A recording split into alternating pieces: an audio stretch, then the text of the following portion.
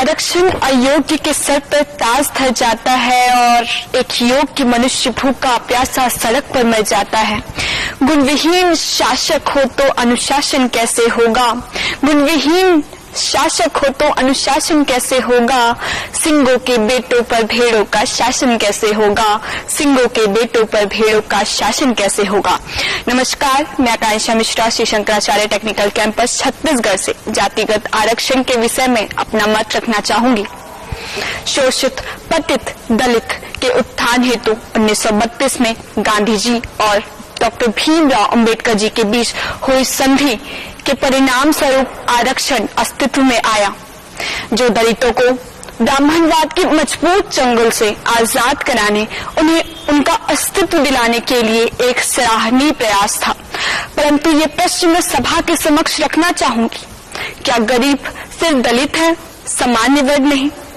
क्या पेट सिर्फ दलितों का है, सामान्य वर्ग का नहीं? क्या भूख सिर्फ दलितों को लगती है, सामान्य वर्ग को नहीं? फिर इतनी छूट दलितों को क्यों है, सामान्य वर्ग को क्यों नहीं? यही परिणति तो विचारणीय है। जब आरक्षण 10 वर्ष के लिए लागू हुआ था ताकि दलित अपने पैर भारतीय सरजमी पर मजबूती से जमा सके, परंतु आज की तस्वीर तो कुछ और ही बयां करती है। दलितों ने इस कदर इस जमी पर पैर जमा लिए हैं कि सामान्य वर्ग के पैरों तले जमीन हिल गई है। पीढ़ी दर पीढ़ी सरकारी पदों पर विराजमान होने के बावजूद उनके बेटों को, उनके बच्चों को आरक्षण मिलना आखिर कैसा न्याय है?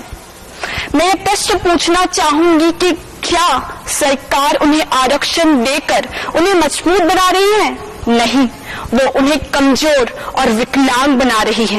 ये तो वही बात हुई कि जब आपको उन्हें चलना सिखाना था तब आपने उनके हाथों में बैसाखी पकड़ा दी, तो वो चलना कैसे सीख पाएंगे? आरक्षण को बरकरार रखना राजनीतिक रोटियां सेकने के अलावा मुझे और कुछ नजर नहीं आता। एक नई पहल, एक नई सोच, एक नई कदम की आवश्यकता है ताकि आरक्षण जातिगत नहीं आर्थिक तौर पर किया जाए। उन्हीं को आरक्षण का लाभ मिले जिन्हें वाकई में इसकी आवश्यकता है। एक डिजर्व इंडिया बनाने की आवश्यकता है, ना कि रिजर्व, जिससे हमें भी गर्व होगा कि वी आर डिजर्व इंडिया। जय हिंद, जय भारत, जय छत्तीसगढ़।